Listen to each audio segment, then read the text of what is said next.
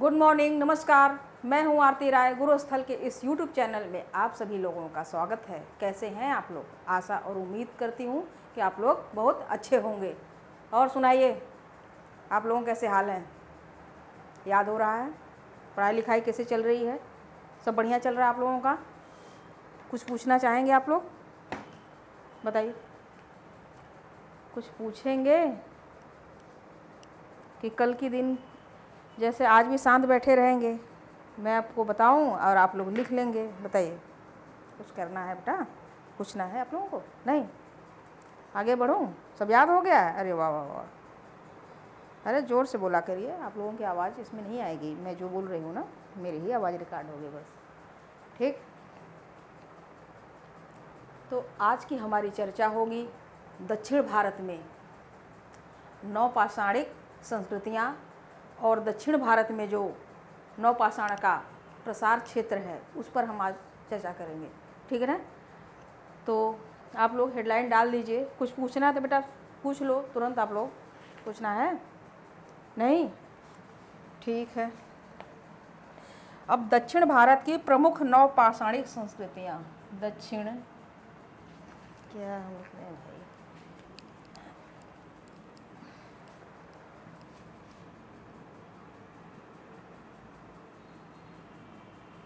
दक्षिण भारत की प्रमुख नवपाषाणिक संस्कृतियाँ। आप लोग हेडलाइन साथ में डाल दीजिए। ठीक है?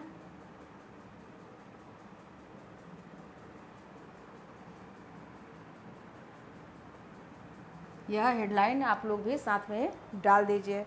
फिर जैसा जैसा मैं कह रही हूँ वैसा वैसा आप लोग लिखते रहिए साथ में। देखिए, अगर हम दक्षिण भारत की बात करें ना, सर्वप्रथम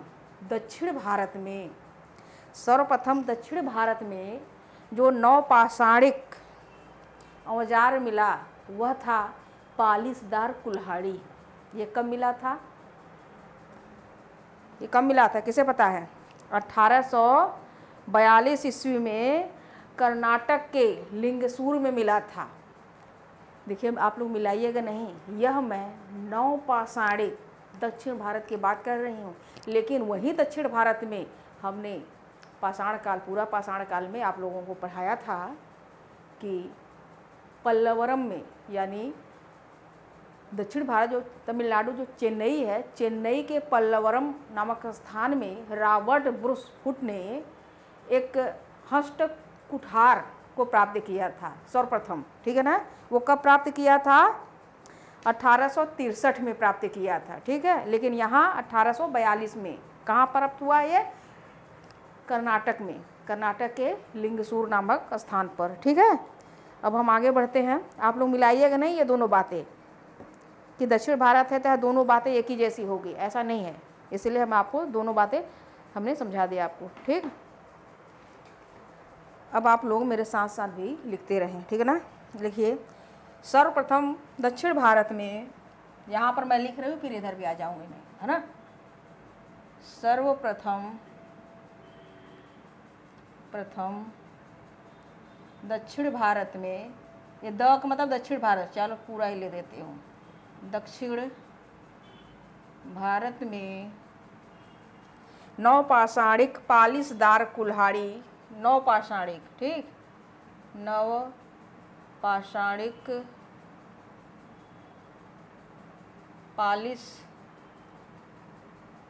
पालिशदार क्या मिला था? कुल्हाड़ी मिला था। कुल्हाड़ी आप लोग अच्छी तरीके से जानते हैं कि नहीं जानते हैं? कुल्हाड़ी मिला था। ठीक? और ये मिला कब था कुल्हाड़ी? यह कुल्हाड़ी कब मिला था? ये मिला था 1842 ईस्वी में। यह मिला था 1842 ईस्वी में। कहाँ मिला था? कर्नाटक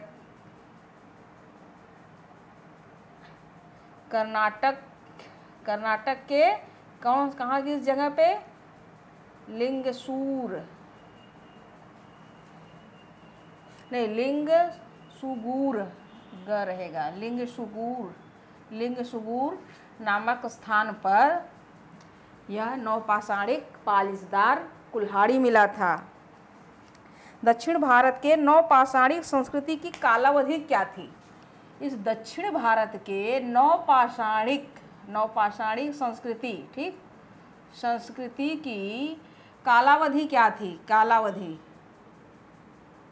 कालावधि क्या थी भाई? ये इसकी जो इनका जो समय था 29,000 ईसा पूर्व से 1000 ईसा पूर्व था। ठीक, ईसा पूर्व क्या किया है? इसे निर्धारित किया गया है। निर्धारित किया गया है किसके द्वारा? विद्वानों को द्वारा। अब ये जो दक्षिण भारत का नवपाषाणिक संस्कृति है, नवपाषाणिक, ठीक ना, पाषाणिक संस्कृति है। संस्कृति को व्हीलर, एक विद्वान है जिनका नाम है व्हीलर ने दक्षिण पूर्व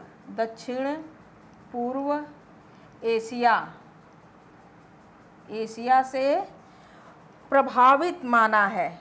दक्षिण पूर्व एशिया से प्रभावित माना था। ठीक, यह बात समझ में आया बेटा? नहीं।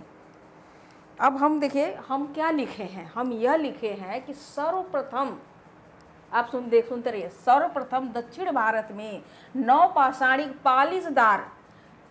पालिशदार जो है कुल्हाड़ी मिला था। कब मिला था? 1842 ईस्वी में कर्नाटक के लिंगसूर नामक स्थान पर मिला।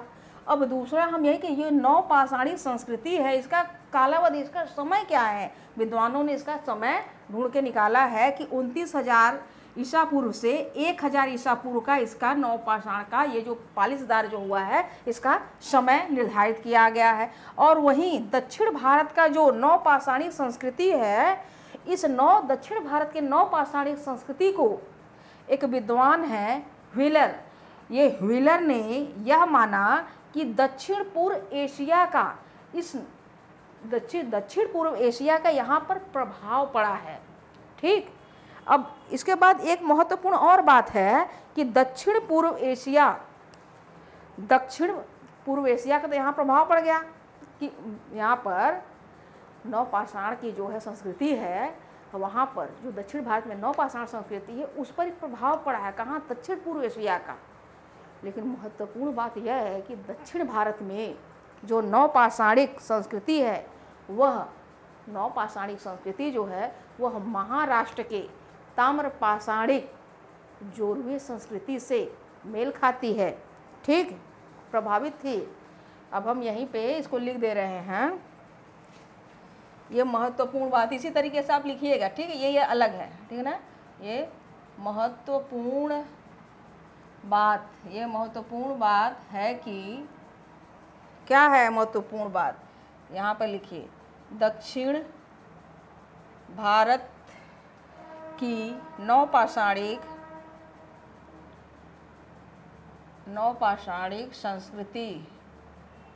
संस्कृति को क्या बता रहे हैं? संस्कृति जो है महाराष्ट्र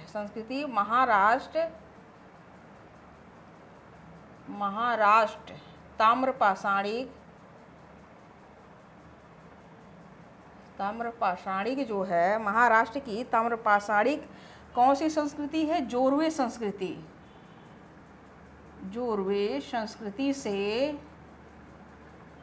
संस्कृति से क्या थी? ये प्रभावित थी।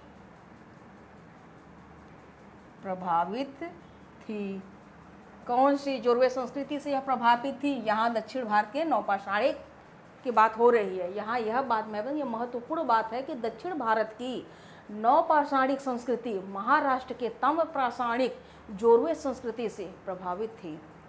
ठीक है, आप इतना लिखिए, फिर आगे लिखती हूँ। अब दक्षिण भारत में नवपाषाण काल में उगाई गई फसल कौन सी थी? यहाँ पर मैं लिख देती हूँ कि दक्षिण, अब ऐसे लिखूंगी, ठीक है ना, दक्षिण भारत में सर्वप्रथम नौपाषाण, नौपाषाण की बात ख्याल हो रही है, सिर्फ नौपाषाण, नौपाषाण काल में उगाई गई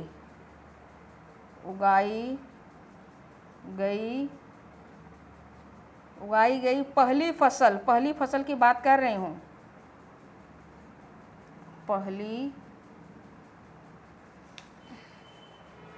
पहली फसल कौन सी थी, किसी को पता है क्या? उगाई गई पहली फसल कौन सी थी भाई, कोई तो बताए। पहली फसल जो थी उसका नाम था रागी। रागी आप लोग जानते हैं? नहीं जानते हैं? जानते हैं कि नहीं जानते? नहीं, बिल्कुल जानते होंगे रागी। अगर आप लोग रागी नहीं देखे हैं तो देखिए, जैसे सरसों का दाना होता है ना, उससे भी बहुत छोटा होता है, बिल्कुल छोटा, लेकिन सरसों के दाना में से तेल निकलता है, लेकिन इससे नहीं, ये आटा बनता है। और दक्षिण भारत के लोग इससे रोटियां भी खाते हैं। अगर मैं कहूँ तो एक रागी वास्तव में पौष्टिक चीज़ है, इसमें कैल्शियम की मात्रा अधिक मानी जाती है। अगर 100 ग्राम रागी भी हो तो आप यह समझ लिए कि 100 ग्राम में आपको सबसे अधिक कैल्शियम पाया जाएगा। बाकी चीज़ें सब नहीं, बहुत कम रहती है। लेकिन किसी को अगर कैल्शियम की मात्रा बढ़ानी हो तो वो रागी खाए। यह देखिए दक्षिण भारत की है। अब रागी की हम बात करें तो अगर उत्तर भारत में हम बात करें तो इसको किस नाम से जानते हैं? इसे उत्तर भारत में मड़ुआ नाम से जानते हैं। यूपी में, बिहार में से मड़ुआ नाम के जानते से। अगर हम पंजाब की बात करें तो कुछ लोग उसे कोदो भी कहते हैं। आपने कभी कभी सुना होगा, कभी दादी नानी की बात, कि सावा और कोदो। देखिए, सावा एक अलग चीज़ है। अगर सावा की बात करें तो सावा संभवतः चावल वाली प्रजाति थी, उससे चावल टाइप की चीज़ें बनती थी। ठीक, हमने भी बचपन में एक बार सावा देखी थी, उसका कुछ बना था चावल टाइप का, और उसको सावा भात बोलते थे। ठीक, और कोदो भी पंजाब वाले संभवतः बोलते हैं इसी रागी को, लेकिन रागी को मड़ुआ बोलते हैं यूपी बिहार में। ठीक है ना, इतना हो गया। तो सबसे पहली फसल जो है दक्षिण भारत में रागी थी। और रागी के अलावा और क्या था? रागी और कुल्थी दक्षिण भारत की प्रमुख फसल थी। हम यहीं पे लिख दे, दक्षिण भारत की ये जो है सबसे पहली फसल है। ठीक ना। अगर हम प्रमुख फसल की बात करें, प्रमुख फसल रहने दीजिए, ऊपर ही लिख देते, हटा देते हो, नहीं तो आप लोग एक में मिला देंगे।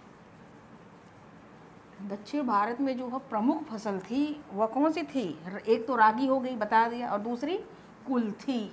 उसके अलावा भी एक और था जो नवपाषाण काल में दक्षिण भारत में ही बाजरा हुआ था। ठीक, उसके बाद सब जगह फैला।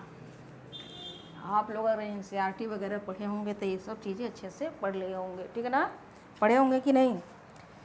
रागी और कुल्थी दक्षिण भारत की प्रमुख फसल थी। यहाँ पर लिख लीजिए, रागी एवं कुल्थी दक्षिण भारत की क्या थी? प्रमुख फसल थी। लिख लीजिए। ठीक है ना, नहीं समझ में आया? प्रमुख जो, ये मैं प्रमुख फसल की बात कर रही हूँ। प्रमुख फसल क्या हो गया? एक हो गया रागी और दूसरा क्या हो गया? कुल्थी। ठीक, यहीं पर बेटा हमने यही लिखा है, यही बात। ठीक है ना। अब बाजरा लिखिए। दक्षिण भारत में सबसे पहले नवपाषाण काल में बाजरा आया था। लिखिए। अब हम बाजरा की बात करते हैं। बाजरा कहाँ आया था? दक्षिण भारत में सबसे पहले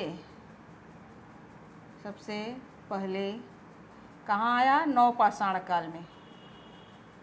नवपाषाण काल में क्या हुआ? आया था। इसको इसी तरीके से बाजरा। अब बाजरा जानते हैं? एक होता है बाजरा, देखिए 2 टाइप के बाजरा होते हैं। एक तो बिल्कुल छोटी छोटी होती है, काली काली। आप लोग देखे होंगे कभी कभी मकर संक्रांति पे उसके कुछ पट्टी वगैरह लड्डू बनते हैं ना। हमारे यहाँ अगर भोजपुरी में कहो तो 2 तरीके के बाजरा थे। एक को कहते हैं बजड़ी बजड़ी, वही बजड़ी ही यह बाजरा है। लेकिन वहाँ पर जो ज्वार होता है, ज्वार में, हमारे यूपी में ज्वार को बाजरा समझते हैं, लेकिन बाजरा एक अलग चीज़ होता है, ठीक है ना। अगर हम कहें ये जो आप लोग पॉपकॉर्न खाते हैं मक्का, उस मक्का को जुनहरी कहते हैं। ये जो मक्का है, देखिए एक है, हंस रहे हैं, चलिए अच्छा ठीक है। ये जो बाजरा है, बाजरा, इस बाजरा को क्या कहते हैं? इस बाजरा को कहते हैं जुनहरी, जुनहरी है। और जो वास्तव में असली जो बाजरा होती है, बजड़ी बोलते हैं, बजड़ी। और ये जो मक्का होती है, मक्का को क्या कहते हैं? मक्का को कहते हैं बाल, और इसको भी जुनहरी बोलते हैं, जुनहरी ही बोलते हैं, ठीक है ना। लेकिन वैसे ठीक, चलिए अब ज़्यादा नहीं बताऊंगी, आप लोगों को बड़ा अच्छा लगता है, नहीं तो मैं भटक जाऊंगी यही फसल भी बताते बताते। चलिए ठीक है, तो आप ये वाला लिख लीजिए कि बाजरा दक्षिण भारत में सबसे पहले नवपाषाण काल में आया था, यह लिख लीजिए, ठीक। और लिखिए टेक्कलकोट एवं हुल्लूर से, ये अगली है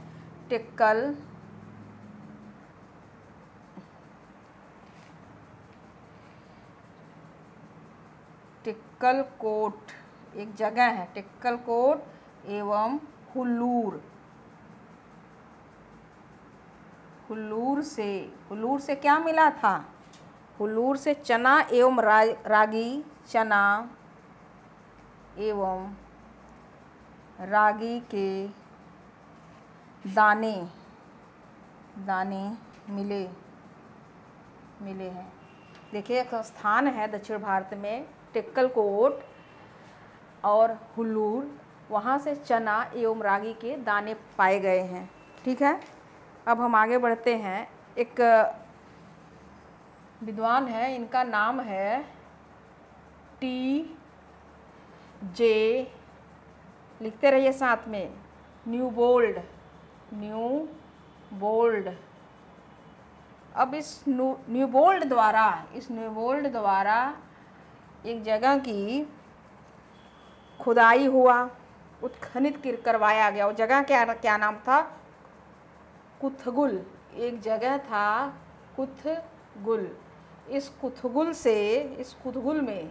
में ये जो है, ये कुथगुल है। इस कुथगुल में सर्वप्रथम राख के टीले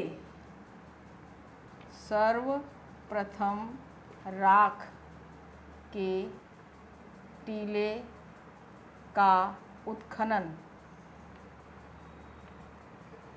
उत्खनन करवाया था, ठीक, कराया था।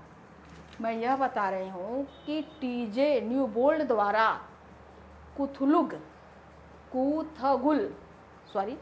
कुथगुल में सर्वप्रथम राख के टीले का उत्खनन कराया गया था। देखिए राख के टीले का मतलब क्या है?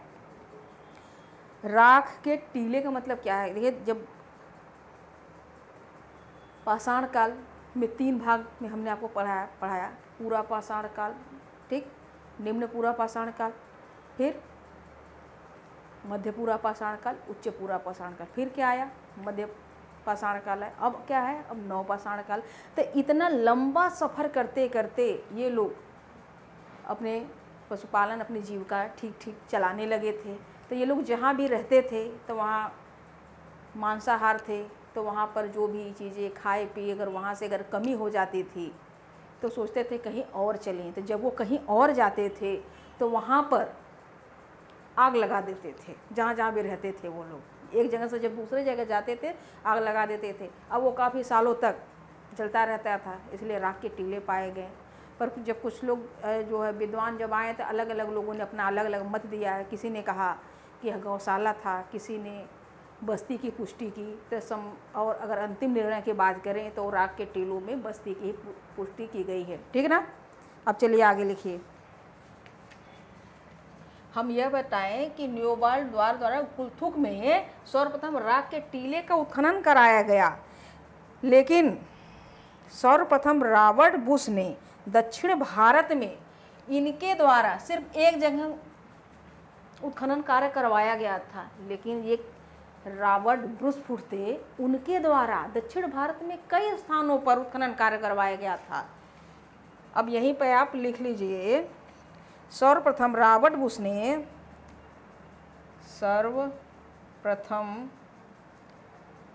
रॉबर्ट ब्रुसफुट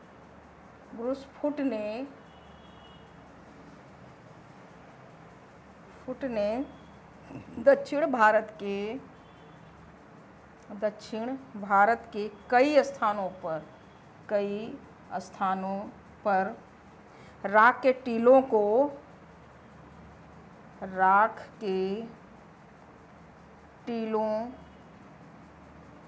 नवपाषाणिक बताया। राख के टीलों को नवपाषाणिक बताया, ठीक है ना।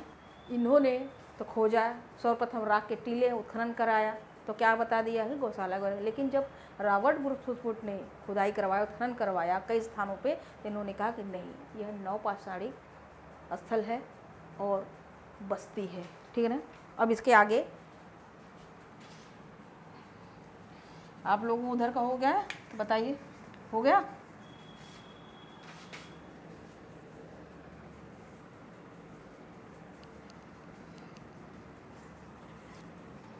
हो गया था ना हुआ हो तो बताओ बेटा।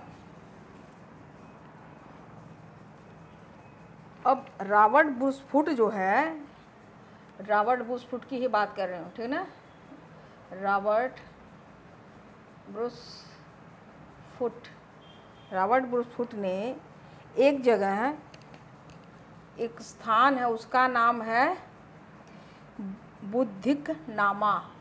एक स्थान, उसका नाम है बुद्धिक नामा। इस बुद्धिक नामा को एक और नाम से जानते हैं, कुदातिनी।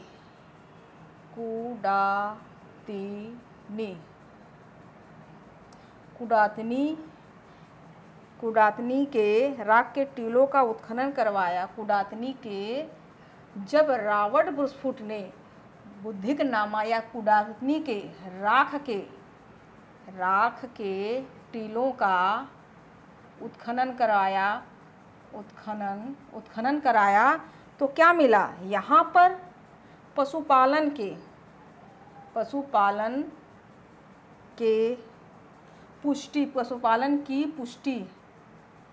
पुष्टि किया कि यहाँ पे पशुपालन हो रहा था, यानी बस्ती थे।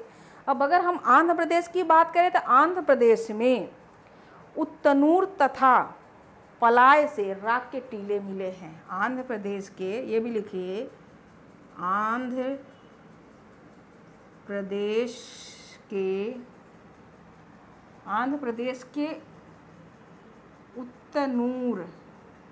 उत्तनूर से राख के, उत्तनूर और एक और उत्तनूर तथा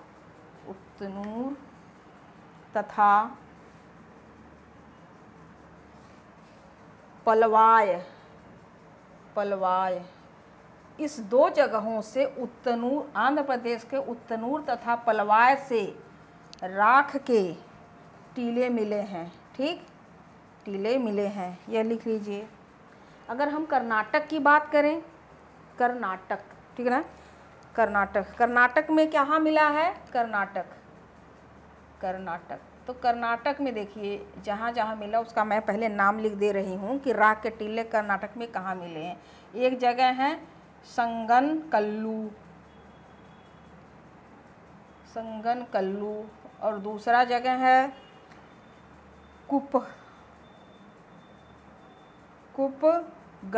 कुपगल एक जगह है, और तीसरा बुद्धिहाल,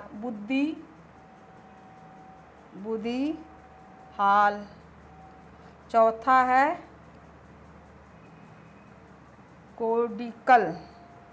ये जगह है जो कर्नाटक में है, ठीक। यहाँ से नवपाषाणिक राख के टीले मिले। यहाँ से क्या मिले? यहाँ से राख के टीले मिले हैं, राख के टीले मिले हैं, मिले हैं। यह लिख लीजिए, ऐसे ही लिखिए, हो जाए तुरंत बताइए हमें। हो गया? हुआ कि नहीं बेटा? नहीं हुआ? उत्तनूर का जो राख का टीला है, यहाँ की हम बात कर रहे हैं उत्तनूर का, ये जो उत्तनूर का जो राख का टीला है, यह आयताकार घेरेबंदी के रूप में था। अब मैं यहीं पर, यहाँ ये तो हो गया होगा ना, ये हो गया, तो यहाँ से हटाते हैं। उत्तनूर का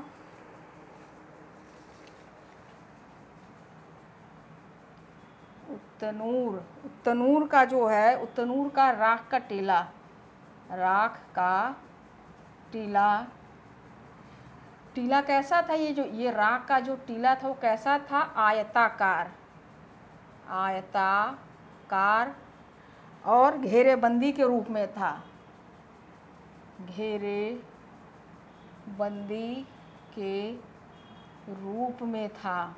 ठीक? और जिसे पुरातत्वविदों ने गौशाला के रूप में कहा, जिसे जो है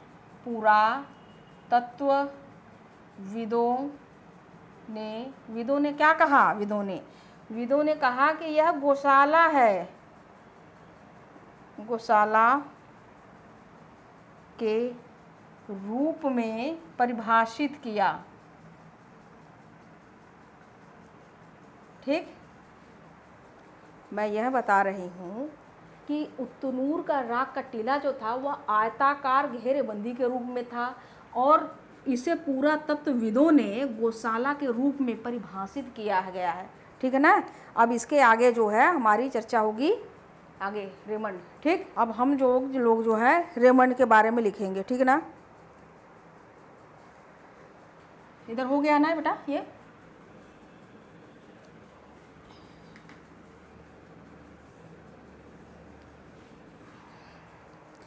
अब रेमंड के बारे में लिखिए। रेमंड अल्चीन एक जो है विद्वान हैं, रेमंड अल्चीन इनका नाम है। रुकिए 1 मिनट।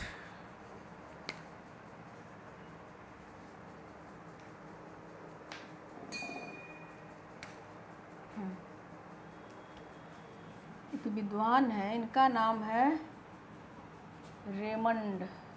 ठीक है ना? रेमंड क्या है?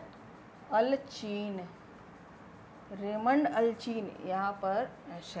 ठीक? रेमंड अल्चीन जो है उत्तनूर से, उत्तनूर कहाँ है? रेमंड अल्चीन ने उत्तनूर से, उत्तनूर अभी हमने बताया आपको उत्तनूर कहाँ है, उत्तनूर से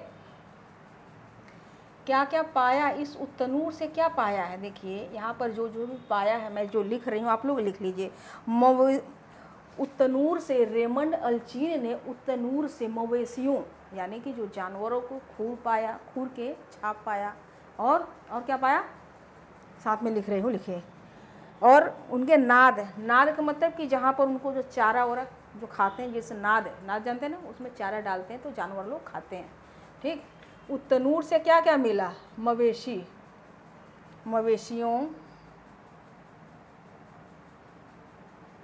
मवेशियों के खूर के छाप मिले, खूर के छाप मिला उनको। खूर का छाप यानी कि जो जानवर थे उनके पैर में जैसे हम लोगों को नाखून होता है उस तरह से उनके खूर होते हैं।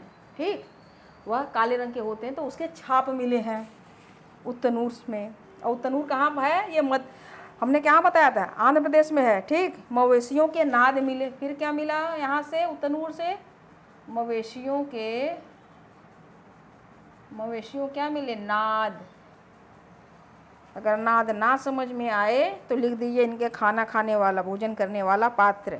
व्यापक अग्निकांड का साक्ष्य मिला है, और व्यापक अग्निकांड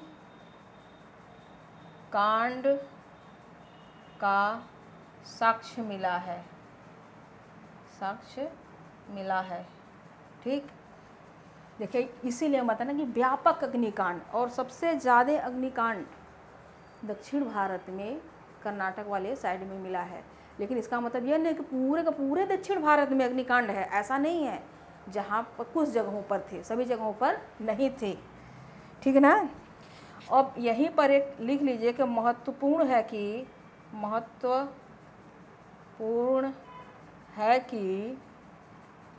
सभी दक्षिण भारतीय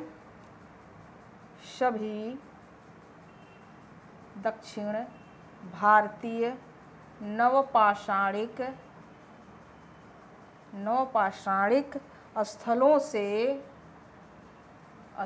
से राख के टीले नहीं मिले हैं। ठीक है ना, राख के टीले नहीं मिले हैं। नहीं, आप लोग साथ में लिख रहे हैं, बहुत शांति हो गई है।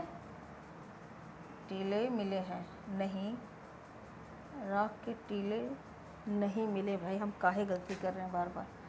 राख के नवपाषाणिक स्थलों से राख के टीले नहीं मिले हैं सभी जगहों पे। यह बता रहे कि महत्वपूर्ण बात है कि सभी दक्षिण भारत के नवपाषाणिक स्थलों से राख के टीले नहीं मिले हैं। यह मैंने बताया है, आप लोग लिख लीजिए साथ में। ठीक है ना। और कुछ,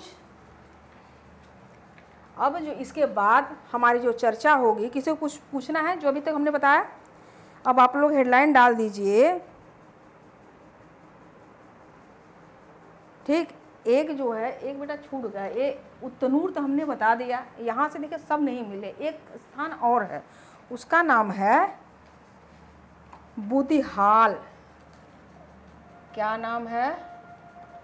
बुदिहाल।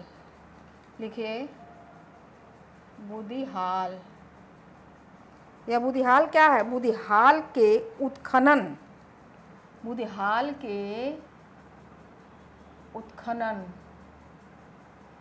उत्खनन से सिद्ध होता है कि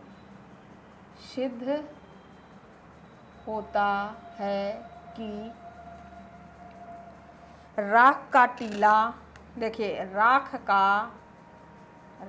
का जो टीला था वह क्या है? बस्ती का अंग है। ठीक, यही हम बता रहे हैं कि यह अंग है, कि यानी बस्ती है।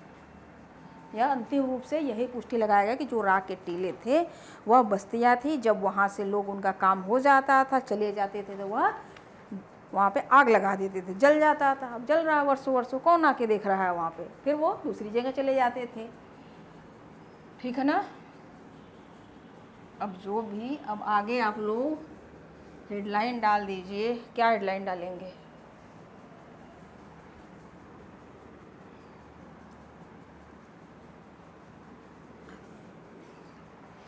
अब हेडलाइन दक्षिण भारत में प्रसार क्षेत्र। ठीक बेटा, लिखिए दक्षिण भारत में, यहाँ पर लिखिए दक्षिण भारत में कौन सा? नवपाषाणिक प्रसार क्षेत्र लिख देते हैं। प्रसार क्षेत्र। और ये किसकी प्रसार क्षेत्र की बात हो रही है? नवपाषाणिक प्रसार क्षेत्र की बात हो रही है। ठीक है ना। कर्नाटक। अब हम यहाँ पर लिख रहे हैं कर्नाटक। कर्नाटक के प्रमुख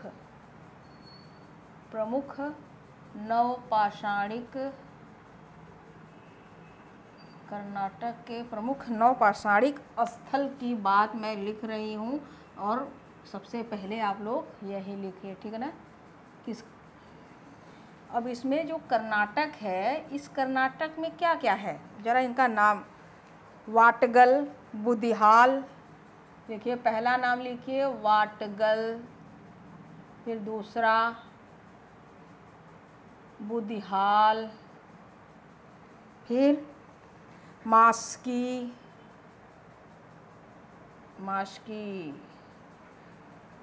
ब्रह्मगिरी,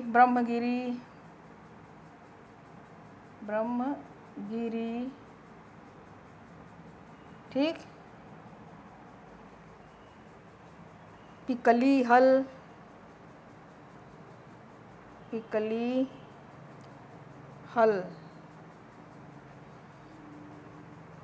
टेक्कलकोट,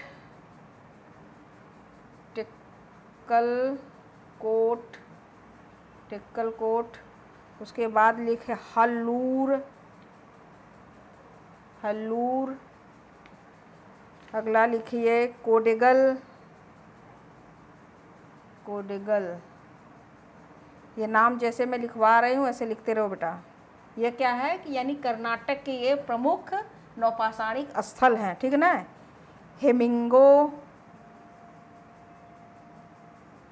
हिमिंगे जो है ये कहाँ पड़ता है, ये मैसूर में पड़ता है ना, ठीक है ना, मैसूर आप लिख सकते हैं, मैसूर में।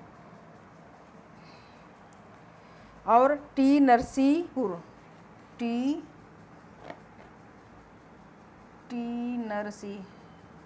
नरसीपुर, ठीक, इतना आप लोग लिखिए।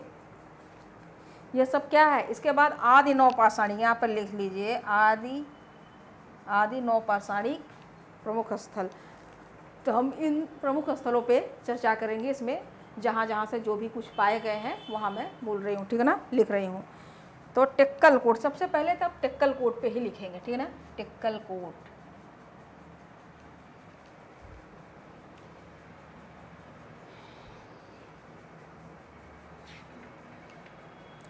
सबसे पहले हमारी बात चर्चा होगी इस पर होगी, ठीक है, ये वाटगल पर, ठीक, वाटगल। अब वहाँ पर वाटगल में क्या क्या मिला है, ये वाटगल कहाँ है, यहाँ पर लिखिए वाटगल से मिला क्या क्या है, देखिए पहले यहाँ से मिला है सुपारी, ये कहाँ है, कर्नाटक में है। वाटगल से सुपारी मिला है, और क्या मिला है, सुपारी के बाद सीप का लटकन मिला है, सीप का लटकन, लटकन का मतलब कि जो कान में भी पहन सकते हैं बालियों की तरह, ठीक, सीप का लटकन। समाधि सामग्री में यहाँ पर मिला है समाधि सामग्री में क्या मिला है, मृदभांड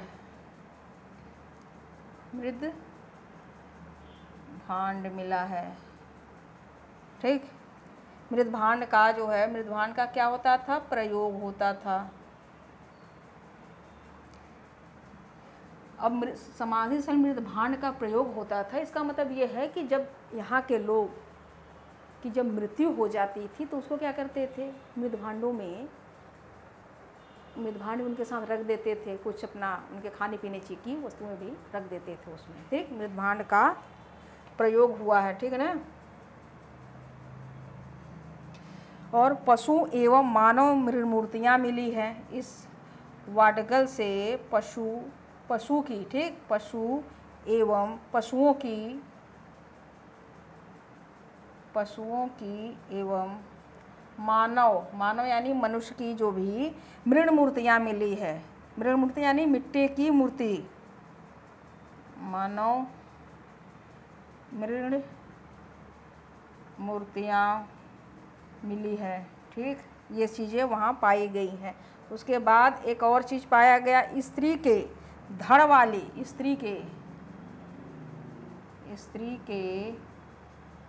धड़ वाली एक मृण मूर्ति मिली है, मृण मूर्ति भी मिली है। पहले तो यहाँ पर मैंने दक्षिण भारत के जो प्रसार क्षेत्र में, यहाँ पर कर्नाटक में जो पाए जाने वाले हैं नौपाषाणिक स्थल लिख दिए, उसी में हम वागटल में लिख दिया कि यहाँ से सुपारी, सीप का लटकन, समाधि सामग्री, मृदभांड का प्रयोग हुआ है, और पशुओं एवं मानव मृण मूर्ति मिली, यानी मिट्टी के मूर्तियाँ मिले, और एक स्त्री के धड़ वाली मृण मूर्ति, यानी कि स्त्री की धड़, यानी कि सर नहीं होगा, उसके नीचे का होगा, ठीक। और ये जितनी भी विशेषताएं हैं ये कहाँ की है, ये दक्षिण भाई ये नवपाषाण काल की है, ठीक है ना, नवपाषाण काल। आप याद रखिएगा यह नवपाषाण काल की है, क्या है, विशेषता है, जो भी विशेषता, ठीक। अब यहाँ हटा रहे हैं बेटा, अब एक दूसरी, अब हम इसकी चर्चा करेंगे दूसरे नंबर पे, ठीक।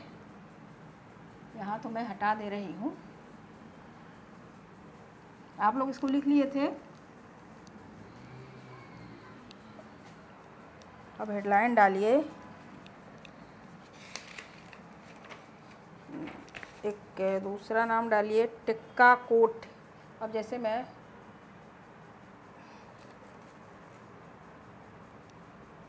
टिक्कल कोट, इस टिक्कल कोट से बुद्धिहाल अभी बता रही हूँ, अब इसी को आप पहले लिख लीजिए। टिक्कल कोट से क्या क्या मिला, ये कहाँ पे है टिक्कल कोट, ये भी कर्नाटक में है, ठीक है ना। अब यहाँ से टिक्कल कोट से मिला क्या है, पत्थर के चौकोर मकान मिले हैं। इस टिक्कल कोट से पत्थर के चौकोर मकान मिले हैं, चौकोर क्या मिला है, मकान मिला। अब क्या मिला, सोने की लटकन मिला है टिक्कल कोट से, सोने की लटकन मतलब कान की बाली, लिख लीजिए, कान की बालियाँ, ठीक है ना।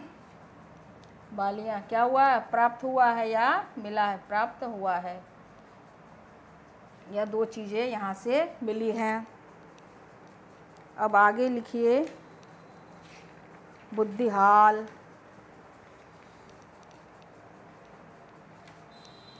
यहीं पे लिख देती हूँ, ठीक है ना, बुद्धिहाल, हेडलाइन डाल दीजिए।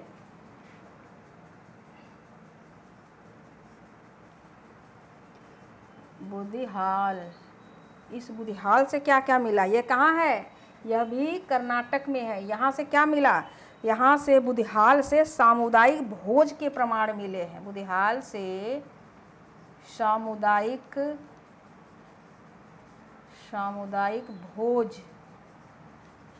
भोज के प्रमाण मिले हैं, ठीक। आवासीय भूमि और बुद्धिहाल से आवासीय भूमि के बीच, आवासीय भूमि के बीच बूचड़खाना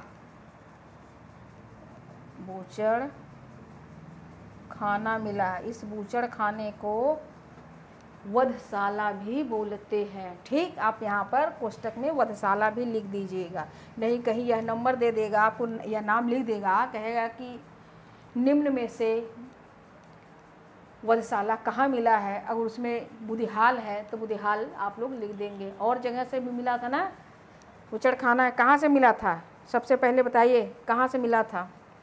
मैं आपको पहले बता चुकी हूँ, गड्ढों तथा घड़ों में, गड्ढों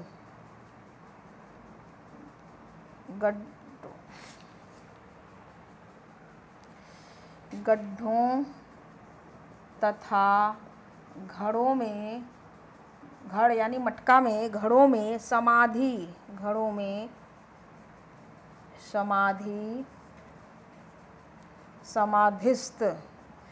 समाधिस्थ जो है 10 शिशु, यहाँ पर मैं लिख दूँ, दिखाई दे रहा है कि नहीं बेटा, 10 शिशु, समाधिस्थ 10 शिशुओं के 100 मिले, समाधिस्थ 10 शिशुओं के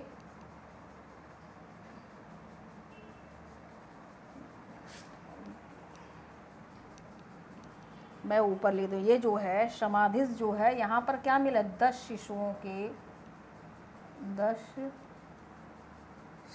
के 100 मिला है, 100 मिला है, ठीक है ना।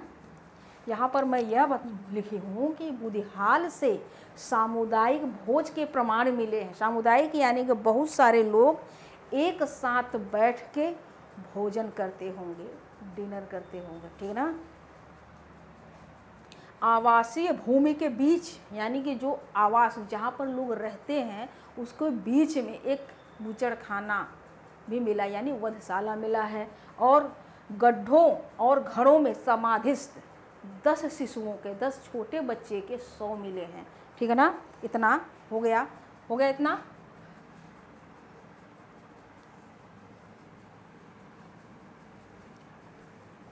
अब आगे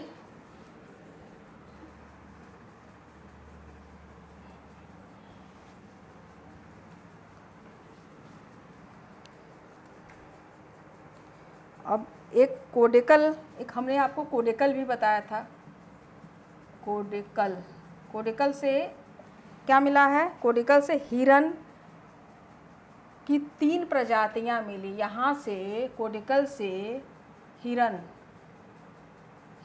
की 3 प्रजातियां मिली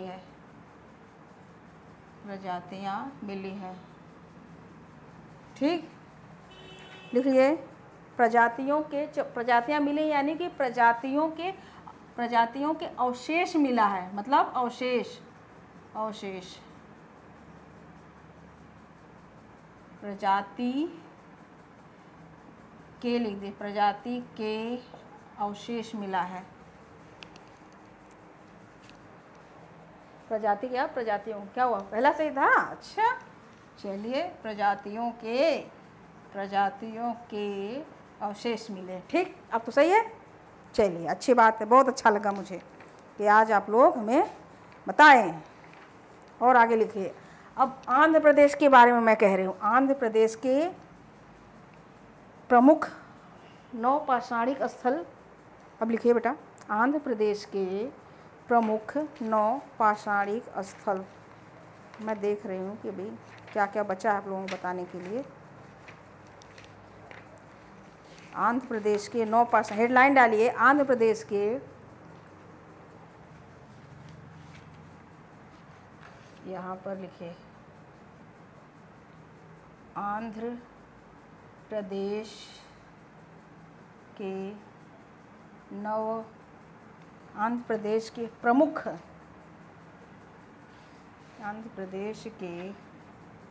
प्रमुख नवपाषाणिक क्या है? स्थल की बात कर रही हूँ। स्थल ये कौन कौन से हैं? ठीक है ना, आंध्र प्रदेश के, ये आंध्र प्रदेश के जो स्थल है, एक उत्तनूर के बारे में हमने आपको कई सारी बातें बता दी। ठीक, अब एक है नागार्जुनी कोंडा। ठीक, नागार्जुनी कोंडा के बारे में हमने लिखा था, पहले भी हम लिखा चुके हैं। ठीक, अभी इसमें नहीं लिखवा रही हूँ क्योंकि पहले भी हमें इसके लिखा चुके कुछ बातें, तो वही चीज़ें यहाँ पर भी नौपाषाण तक आई है, लेकिन यहाँ पर कुछ अलग था, इसलिए उत्तनूर के बारे में हमने लिखवा दिया। पलवाय एक जगह है आंध्र प्रदेश में, और यहाँ से एक है सिंगलपल्ली के बारे में भी हम पहले लिखवा चुके हैं। ठीक, इसलिए मैं यहाँ नहीं लिखवा रही हूँ, क्योंकि जो चीज़ें पहले मिल चुकी है वही चीज़ें यहाँ पर, लेकिन यहाँ पर कुछ अलग थी, इसलिए बेटा मैंने लिखवाया था। तो आंध्र प्रदेश के 9 प्रमुख नौपाषाणिक स्थल है उत्तनूर, नागार्जुन कोंडा, पल्लवाय और सिंगलपल्ली। ठीक है ना, इतना हो गया, आप लिखिए जल्दी से। और तमिलनाडु, अगर हम तमिलनाडु की बात करें,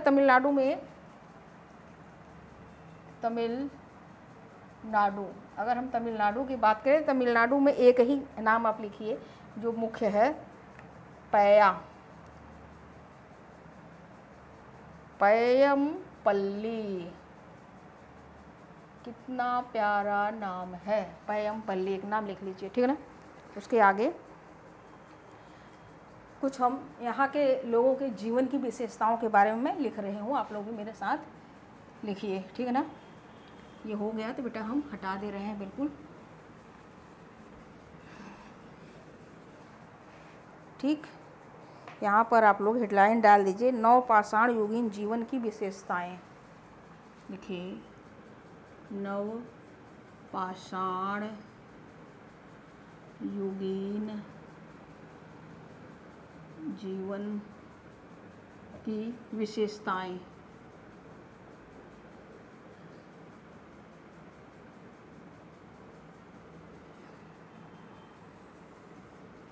ठीक। अब यहाँ पर मैं एक एक बात बता रही हूँ, लिखवा रही हूँ, आप लोग मेरे साथ लिखते रहिए, ठीक है ना। कोई दिक्कत है, पूछेंगे आप लोग? नहीं, आगे बढ़ो। लिखिए कृषि एवं पशुपालन, यहाँ पर सब वन लाइनर में लिख दे रही हूँ, ठीक है ना। कृषि एवं पशुपालन, पशुपालन जो है, कृषि पशुपालन, सॉरी यहाँ एवं नहीं रहेगा, सिर्फ कृषि पशुपालन एवं मिट्टी के बर्तन, मिट्टी के बर्तन का निर्माण, मिट्टी के बर्तन का निर्माण प्रारंभ हुआ था ना, प्रारंभ हुआ था कब? नवपाषाण में। अब यहाँ पर कांस्य काल की सभ्यताओं का उदय हुआ, कांस्य काल की सभ्यताओं का उदय हुआ, ठीक। सभ्यताओं का उदय तथा विकास हुआ था, ठीक है ना। क्या हुआ था? उदय तथा विकास, उदय तथा विकास लिखिए। अब जरा इसी में आप लिखिए कि यह जो विकास था, यह विकास की हम बात करें तो यह विकास क्या था? उपयुक्त पृष्ठभूमि का निर्माण हुआ। विकास जो है उपयुक्त, हाँ सॉरी, उपयुक्त पृष्ठभूमि का निर्माण हुआ, निर्माण। और कैसा? नवपाषाण काल की अर्थव्यवस्था ने किया, नवपाषाण काल की अर्थव्यवस्था ने किया। मैं यह लिखी हूँ कि कांस्य काल की सभ्यताओं का उदय तथा विकास हुआ, और जब यह हुआ तो उपयुक्त पृष्ठभूमि का निर्माण हुआ। किसका निर्माण? नवपाषाण काल की अर्थव्यवस्था का निर्माण हुआ, यानी कि यहाँ के लोग जो भी कुछ इनके खाने पीने से थोड़ा बहुत हुआ तो एक दूसरे में ना बांट उठ करके करते थे, ठीक। और इन्हीं विशेषताओं का जब यह अर्थव्यवस्था का जो नवपाषाण अर्थव्यवस्था आई तो इसे विद्वानों ने क्या कहा? इन्हीं विशेषताओं को देखते हुए गार्डन चाइल्ड एक्ट है, गार्डन चाइल्ड ने क्या कहा? इसे कहा नवपाषाणिक क्रांति कहा, नवपाषाणिक क्रांति कहा है, ठीक है ना। जब ये सारे चीज़ें हो गई तो उपयुक्त पृष्ठभूमि का निर्माण हो गया अर्थव्यवस्था की। जब ये इतने सारे चीज़ें हुए तो गार्डन चाइल्ड ने, इन्होंने यहाँ की विशेषताओं को देखकर यह कहा कि यह नवपाषाण काल की क्रांति है, ठीक ना। और कुछ पूछना है बेटा? आगे आप कुछ पूछना चाहते हैं? इसमें नहीं समझ में आया तो? कृषि पशुपालन एवं मिट्टी के बर्तन के प्रयोग ने लोगों के जीवन में स्थायित्व ला दिया था, ठीक है ना। अब यहीं पर लिखिए कृषि, देखो ऊपर भी मैंने लिख दी हूँ ना, कृषि और पशुपालन और मिट्टी के बर्तन ने क्या किया था? मिट्टी के बर्तनों के प्रयोग ने क्या किया था भाई? लोगों के जीवन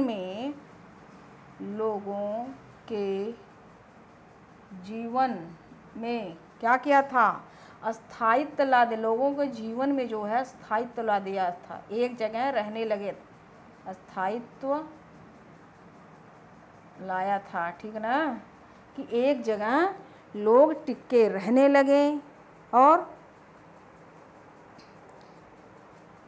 और जब टिके रहने लगे तो स्वावलंबी ग्राम समुदायों का प्रतिनिधित्व करता है, ठीक है ना। नवपाषाण युग मुख्यतः, देखिए अभी तक जो भी हमने लिखाया मैं यहाँ पे हटा दिया उसको, ठीक है, आगे लिखिए। वहीं से हमने क्या बताया कि ये जो जितनी भी यहाँ पर विशेषताएं हुई उसे गार्डन चाइल्ड ने नवपाषाणी क्रांति कहा था, ठीक।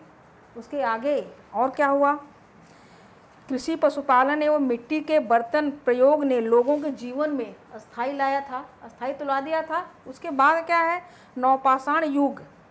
उसके बाद देखिए नवपाषाण युग क्या हुआ, नवपाषाण में युग सामान्यतः क्या कर दिया भाई, स्वावलंबी ग्राम समुदायों का प्रतिनिधित्व करता है। स्वावलंबी ग्राम समुदायों का प्रतिनिधित्व करता है।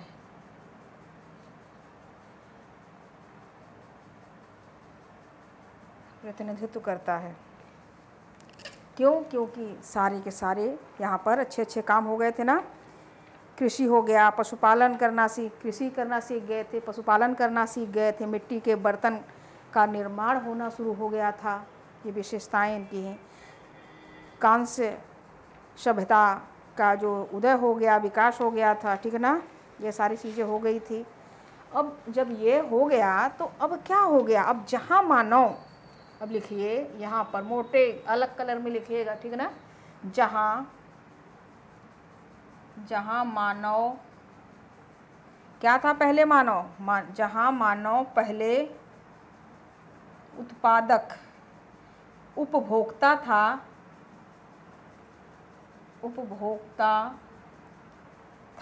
अब से क्या हुआ, अब से उत्पादक, क्योंकि कृषि करना सीख गया था ना, तो वह उत्पादन करना सीख गया था। उत्पादक की भूमिका में आ गया। देखिए यहाँ पर जब सब कुछ अच्छा हो गया तो पहले मनुष्य सिर्फ क्या था, शिकार करता था ना, खाता पीता रहता था। लेकिन यहाँ पर कृषि करना सीख गया, पशुपालन, पशुओं को पालना सीख गया, दूध, उसके मांस आज सब कुछ का अपना प्रयोग करता था। जब ये सारे चीज़ हो गया तो यह क्या, उत्पादन हो गया। पहले क्या था, उपभोक्ता है, सिर्फ ये खाता रहता था, खाने पीने के अलावा उनके पास कोई काम नहीं था, सब खाने के लिए दिन भर घूमते रहते थे। लेकिन जब नवपाषाण काल में आते आते अच्छा खासा विकास हो गया तो यह उत्पादक वर्ग में आ गए, उत्पादक की भूमिका में आ गए, ठीक है ना। अब यहाँ पर चलिए आगे लिखिए, इसे अलग लाइन में लिखिएगा, ठीक है ना, एक अलग लाइन में। अब यह लिखिए, सुनिश्चित खाद्यान्न व्यवस्था ने, सुनिश्चित यानी कि जब खाद्यान्न हो गया, उत्पादन करने लगे लोग, तो क्या हुआ, व्यवस्था ने जनसंख्या में वृद्धि लाई। सुनिश्चित खाद्यान्न व्यवस्था,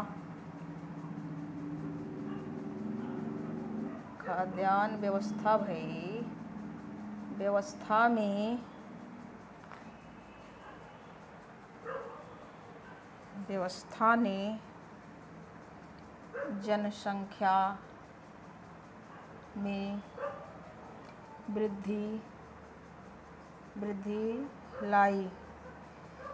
जब अच्छे से लोगों के खाने पीने का यहाँ पर मिलने लगा था तो इनकी जनसंख्या एक जगह स्थायी हो गए, इनका परिवार भी बढ़ने लगा, ठीक, तो जनसंख्या में वृद्धि हो गया। लेकिन अभी भी ये उत्पादन अधिशेष नहीं निकल पा रहा था कि बहुत ज़्यादा इनका उत्पादन हो, कहीं जा कर के बेचे, ऐसा कुछ नहीं था। फिर भी ये एक जगह रहते थे, ठीक। इनके पास जो भी औजार थे सब पत्थर के ही तो थे उस समय के। लेकिन लिखिए, लेकिन अभी भी उतना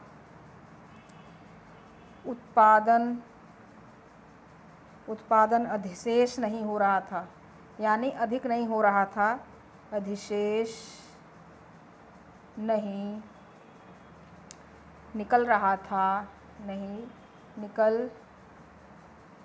निकल पा रहा था, निकल पा रहा था कि इस काल के लोग, इस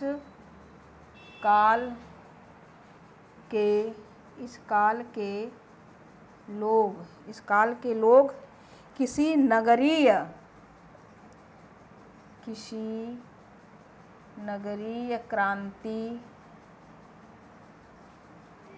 क्रांति को जन्म दे पाते। देखिए, इसका यह मतलब कि जहाँ पर मानव उपभोक्ता था, बाद में उत्पादक की भूमिका निभाने लगा, लेकिन उस समय सुनिश्चित खाद्यान्न व्यवस्था ने जनसंख्या में वृद्धि लाई, भाई एक जगह लोग रहने लगे, परिवार बढ़ा। उसके बाद क्या हुआ, लेकिन अभी भी इतना उत्पादन नहीं अधिक हो रहा था, विशेष नहीं हो रहा था, निकल पा रहा था कि इस काल के लोग यानी नवपाषाण काल के लोग नगरीय क्रांति को जन्म दे, यानी कि एक नगरीय व्यवस्था। जब यही चीज़ और आगे अच्छा होता है तो देखिए आप लोग, सिंधु सभ्यता का जन्म होता है ना। तो चलिए हम आगे लिखते हैं इसी कड़ी में।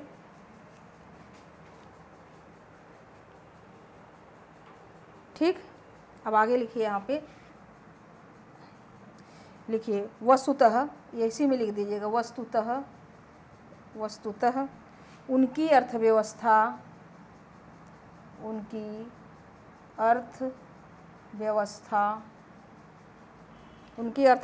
निर्वाह ही बनी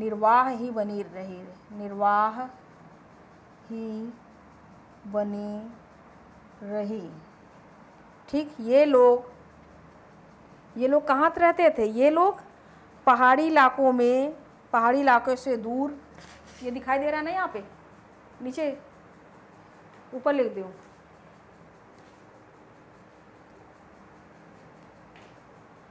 लिखिए ये लोग पहाड़ी इलाकों से दूर जाकर बस्तियां नहीं बसा सकते थे। ठीक ना, बस्तियां नहीं बना सकते थे, बस्तियां नहीं बना सकते थे। क्यों?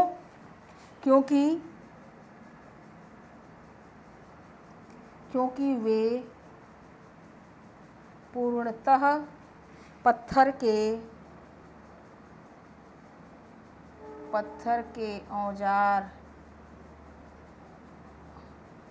औजार पर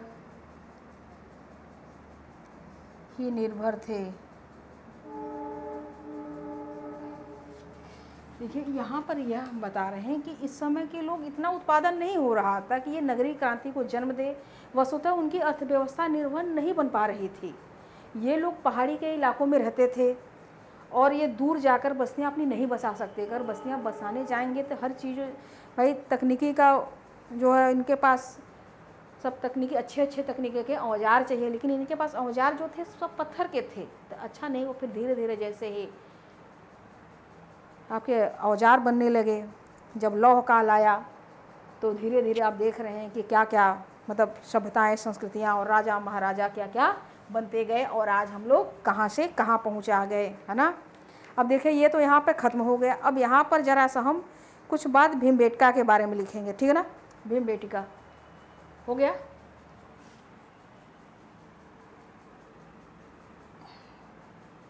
थोड़ा सा भीमबेटका के बारे में। भीमबेटका कहाँ है, कौन बताएगा? कहाँ है? हो गया आपने बेटा इधर का।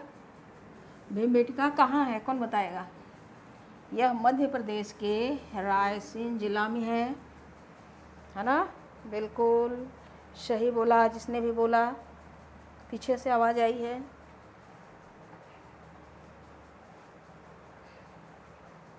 अब यहाँ पे आप लोग हेडलाइन डाल दीजिए ज़रा, भीमबेटका। देखिए, कई जगह पे नाम होता है भीमबेटका, अब किस जगह भीमबेटका होता है। ठीक, तो इसमें कोई अंतर नहीं है कि ये नाम क्यों है, वो नाम क्यों है ना। तो आप लोग ऐसे मत करिएगा। मैं यहाँ पर लिख दे रही हूँ भीमबेटका। ठीक, यहाँ पर इसके बारे में थोड़ा सा 4-5 लाइन है, ज़्यादा नहीं। भीमबेटका, ठीक, यह है कहाँ भीमबेटका? ये कहाँ है? ये मध्य प्रदेश, ये मध्य प्रदेश के कहाँ? रायसेन जिले में है ना, रायसेन जिले में है, इसे लिख दीजिए। और इसको खोजा किसने था? इस भीमबेटका को खोजा किसने था? किसे पता है? 1957 में इसे खोजा था। किसने खोजा था? विष्णुधर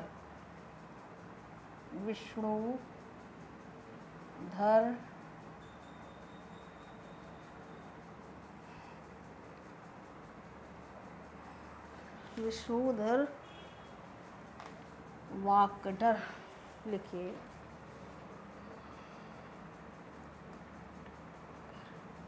विष्णुधर वांकडर ने लिखा था, और खोजा था इसको, इसको खोजा था, ठीक।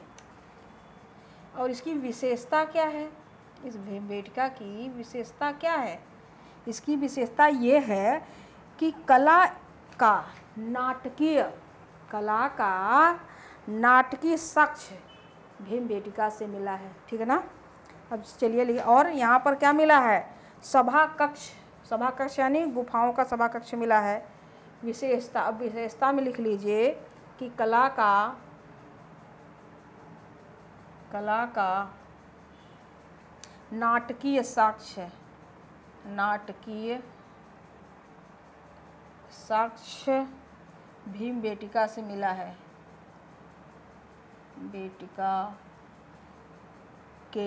भीमबेटका के सभा कक्ष गुफा से प्राप्त हुआ है। अब ये सभा कक्ष गुफा क्या है? इसे कहते हैं ऑडिटोरियम। क्या कहते हैं इसे? ऑडिटोरियम कहते हैं। ऑडिटोरियम इसे, ठीक है ना, ऑडिटोरियम कहते हैं। अब भीमबेटका से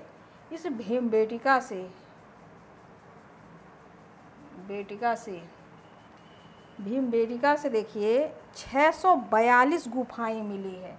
कितनी मिली है? 642 गुफाएं मिली हैं। क्या हुआ? नहीं समझ में आ रहा है? मैं ये लिख रही हूँ, भीमबेटका के बारे में मैं बता रही हूँ, ये बता रही हूँ। भीमबेटका मध्य प्रदेश के रायसेन जिले में है, और इसको खोजा 1957 में विष्णु वांकडर ने खोजा था, ठीक। और इसकी विशेषता ये है कि कला का नाटकीय साक्ष्य भीमबेटका के सभा कक्ष से प्राप्त हुआ। सभा कक्ष यानी ऑडिटोरियम। और भीमबेटका से 642 गुफाएं मिली हैं। इस 642 गुफाओं में 400 गुफाओं में चित्रों का अंकन, इसमें 400 गुफा, जिसमें लिखिए, जिसमें 400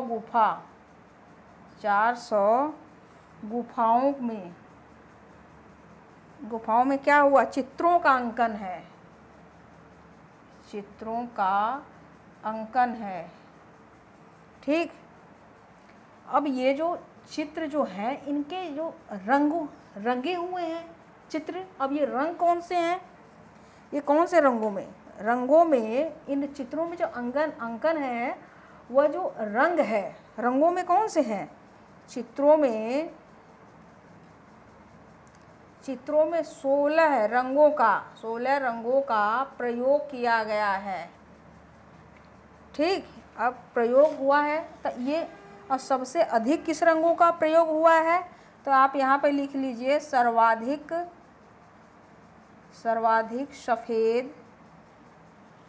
सफ़ेद एवं लाल रंग का प्रयोग हुआ है,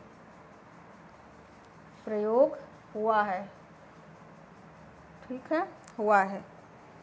ये जो चित्र हैं, ये चित्र कब के हैं? ये विभिन्न कालों से संबंधित हैं। ये चित्र विभिन्न कालों से संबंधित है,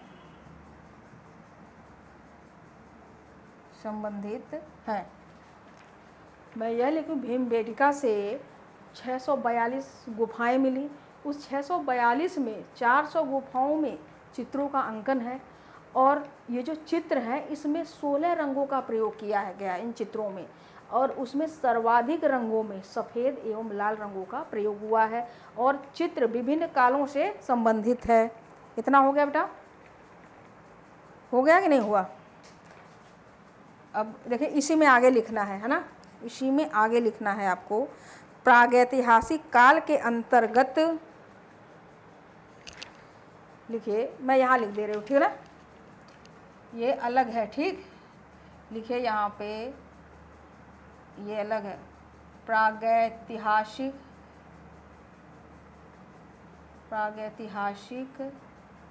काल के अंतर्गत, प्रागैतिहासिक काल के अंतर्गत लिखिए उच्च पुरापाषाण काल, उच्च पुरापाषाण काल एवं मध्य पाषाण काल, मध्य पाषाण काल के चित्र मिले हैं। सर्वाधिक संख्या में जो चित्र मिले हैं, सर्वाधिक संख्या में जो चित्र मिले हैं मध्य पाषाण काल के चित्र हैं, मध्य पाषाण काल के चित्र हैं। यह किसके बारे में चर्चा हो रही है? यह सब भीमबेटका के बारे में चर्चा। इसी के नीचे लिखिएगा, यह चित्र विभिन्न कालों से संबंधित है और यहाँ प्रागैतिहासिक काल के अंतर्गत उच्च पुरापाषाण काल एवं मध्यकाल के चित्र मिले हैं और इन चित्रों में सर्वाधिक संख्या के जो चित्र हैं वह मध्य पाषाण काल के चित्र मिले हैं। भीमबेटका से सर्वाधिक संख्या में मध्य पाषाण काल के चित्र मिले। ठीक, अब इतना हो गया, इतना लिखिए जल्दी से। बस बस, थोड़ा बच्चा बेटा, थोड़ा बच्चा, बस बस, इतना हो गया। इतना हो गया तो हम हटा रहे हैं।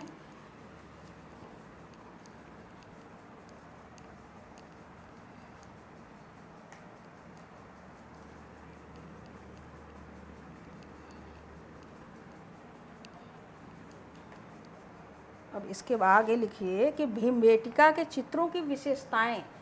भीमबेटका, अब यहाँ पर लिख लीजिए भीमबेटका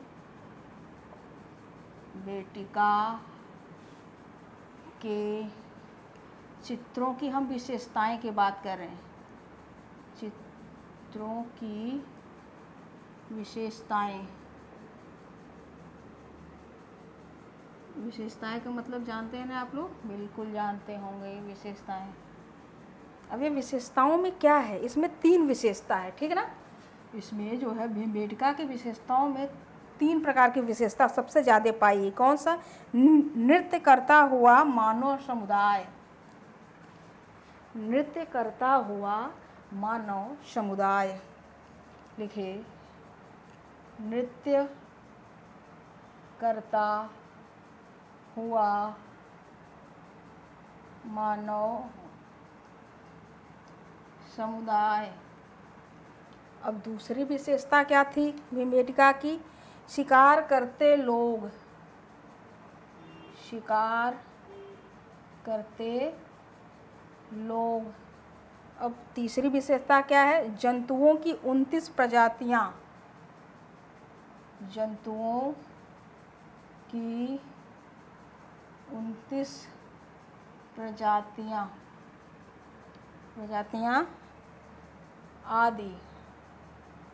आदि की क्या थी? बहुलता थी।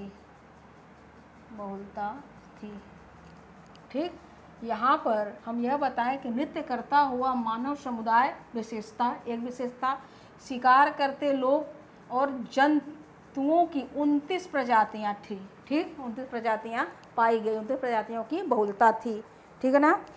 भीमबेटका के गुफाओं से, यहाँ पे लिखिए भीमबेटका के गुफाओं से ताम्रपाषाण काल एवं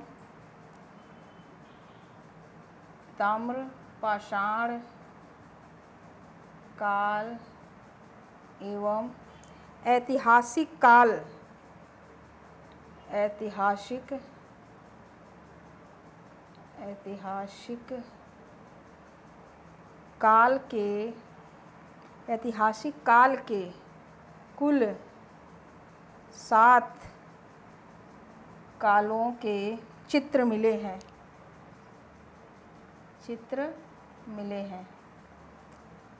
यानी कि भीमबेटका के गुफाओं से ताम्रपाषाण काल एवं ऐतिहासिक काल के कुल 7 कालों के चित्र मिले हैं। और वो काल कौन कौन से हैं जरा सा, ठीक है। और ताम्रपाषाण काल के चित्रों में, अगर हम ताम्रपाषाण काल की चित्र की बात करें, ताम्रपाषाण काल की चित्र कौन से थे? चित्रों में कौन से? चित्रों में पालतू पशुओं, ताम्रपाषाण काल के चित्रों में पालतू पशुओं का ज़्यादा अंकन है।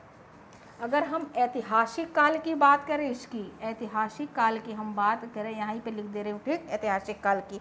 तो ऐतिहासिक काल में यहाँ लिख देते हैं बेटा, है ना, जगह चाहिए। ठीक, अब हम ऐतिहासिक काल की हम बात कर रहे हैं, ठीक, कि क्या है ऐतिहासिक काल में, यहाँ पर लिख रहे हैं।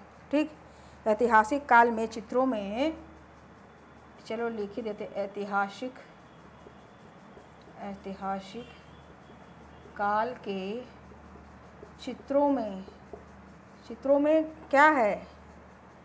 यहाँ पर चित्रों में राजकीय जुलूस, ये सब आता है, ठीक ना, लिख लीजिएगा, राजकीय जुलूस, यानी कि लोग राजकीय जुलूस निकालने का चित्र बना हुआ, सैनिक के हथियार का चित्र बना है, सैनिकों के हथियार का चित्र बना है, और पौराणिक देवी देवता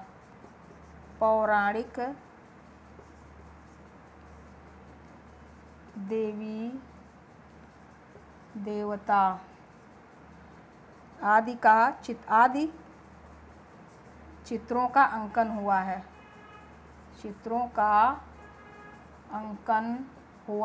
है। ठीक, ये हो गया क्या बेटा?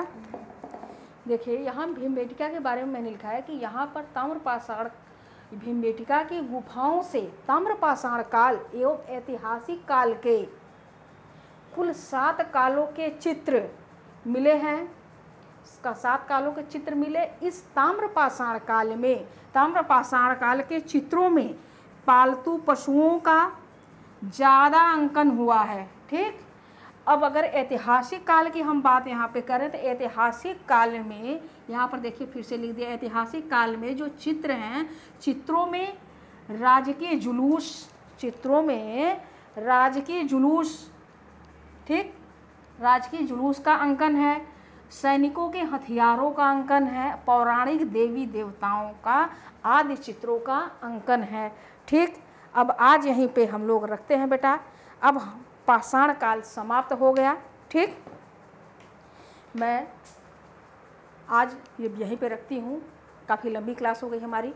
अब पाषाण काल देखिए, मेरे हिसाब से पूरा हमने समाप्त कर दिया है। आप लोग इसे याद करिए, तथ्य हैं। अब इसके बाद हमारी चर्चा सिंधु घाटी पर होगी। ठीक है ना, पढ़ते रहिए, खुश रहिए। धन्यवाद, नमस्कार।